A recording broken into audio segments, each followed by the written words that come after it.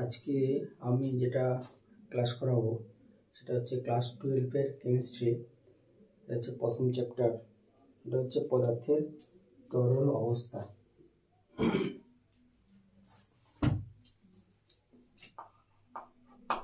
পদার্থের তরল অবস্থা।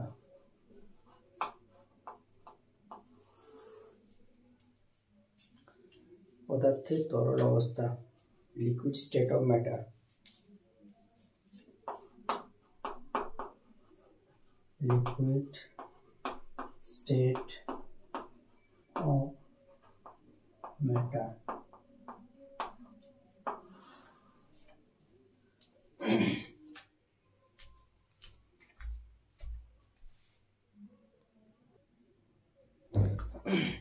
পদার্থের মূলত তিনটা দশা রয়েছে।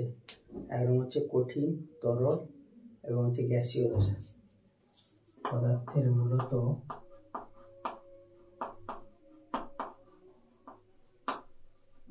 তিনটি দশা রয়েছে। তিনটি দশা রয়েছে। এক হচ্ছে কঠিন দশা বা সলিড স্টেট, সলিড স্টেট বলা হয়। দুই নম্বর হচ্ছে তরল বা এটাকে লিকুইড স্টেট বলা হয়। আর তিন নম্বর হচ্ছে গ্যাসীয় বা গ্যাসিয়াস স্টেট।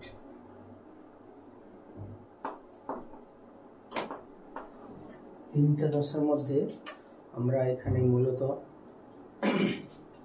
তরল দশাটা পড়ব। তরল দশাটা কঠিন এবং গ্যাসের মাঝামাঝি যে দশাটা আছে সেটা হচ্ছে তরল দশাটা পড়ব। ঠিক আছে।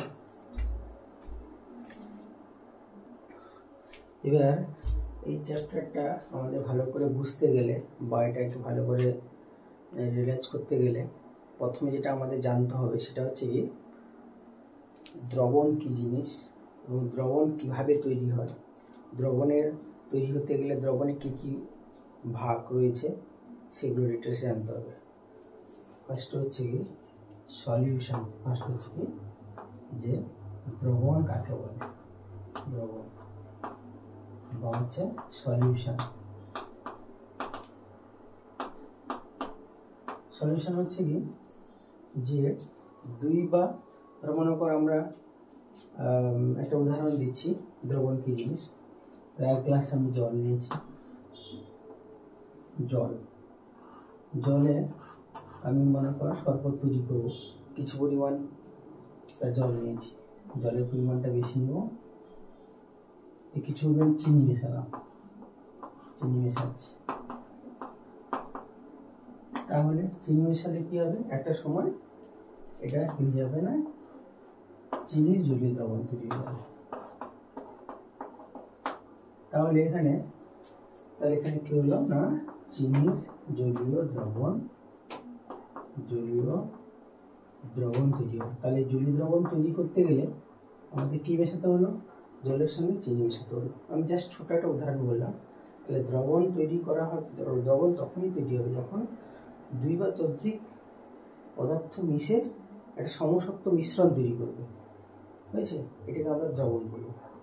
দ্রবণের দুটা ভাগ, তাহলে দ্রবণের দুটা ভাগ। দ্রবণ তৈরি করতে হলে কি লাগবে, একটা হচ্ছে দ্রাবক লাগবে আর হচ্ছে দ্রাবক। ঠিক আছে, দ্রাবক সেটাকে আমরা বলি তাহলে সলিউশন। দ্রাবক ইংলিশ সলভেন্ট আর এটা হচ্ছে কি সলিউট, এটা হচ্ছে ইংলিশে যদি বলা হয়। তাহলে এখানে জলটা হচ্ছে বেশি পরিমাণে নেওয়া হয়েছে, তাহলে জলটা হচ্ছে দ্রাবক। তাহলে যেটা বেশি পরিমাণে নেওয়া হবে দ্রবণ তৈরির ক্ষেত্রে, যেটা বেশি পরিমাণে নেওয়া হবে সেটাকে বলা হচ্ছে দ্রাবক, আর যেটা অল্প পরিমাণে নেওয়া হবে সেটা বলা হচ্ছে দ্রাবক। তাহলে এখানে যে জল না হয়েছে, জলটা হচ্ছে এখানে, জলটা আছে আমি লিখে দিচ্ছি, জলটা হচ্ছে দ্রাবক। আর যেটা চিনিটা যে মেশানো হচ্ছে, চিনিটা হচ্ছে দ্রাবক, সলিড, এটা দ্রাবক, সলভেন্ট। তাহলে চিনি জলীয় দ্রবণের মধ্যে জলটা ছিল দ্রাবক, যেটা মেশানো হচ্ছে অল্প পরিমাণে সেটা হচ্ছে কি দ্রাবক। তাহলে দ্রবণ তৈরি করতে গেলে আমাদের দুটো জিনিস লাগবে, একটা হচ্ছে দ্রাবক, একটা হচ্ছে দ্রাবক, যে কোনো দ্রবণ তৈরি করতে গেলে।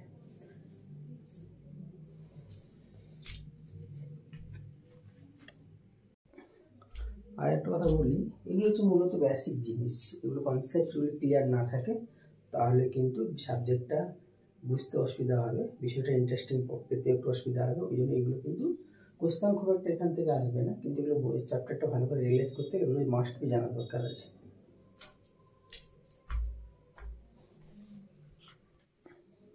তাহলে দ্রবণকে আমরা তৈরি করতে গেলে কি কি লাগবে, একটা হচ্ছে কি দ্রাবক লাগবে, আর একটা লাগবে কি দ্রাব লাগবে, এই দুটা জিনিস লাগবে, ঠিক আছে।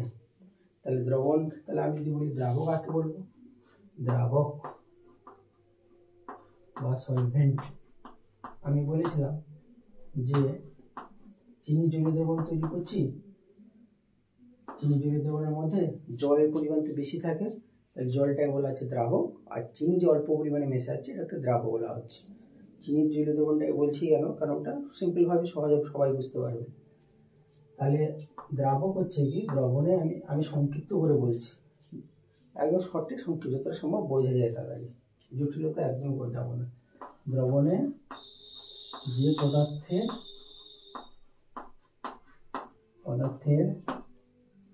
আপেক্ষিক পরিমাণ বেশি, ঠিক আছে। দ্রবণে যে পদার্থের আপেক্ষিক পরিমাণ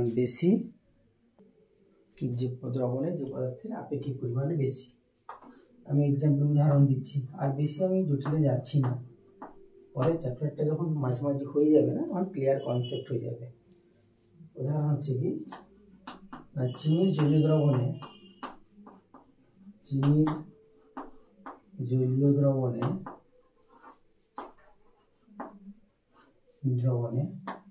জলটা হলো দ্রাবক। আমি যেহেতু একটা ভিডিওগুলো 10 মিনিটের মধ্যে রাখার চেষ্টা করবো, সেই জন্য এই চ্যাপ্টারটা হয়তো অনেকগুলো লেকচার হতে পারে, ওই জন্য হয়তো এরপরে যেটা আমি ভিডিও করবো এরপরে অংশটা করবো, পরপর করবো, কারণ আমি ভিডিওটা লেন্দি করতে চাইছি না, 10 মিনিটের মধ্যে রাখতে চাইছি, তাহলে আমারও সুবিধা হবে।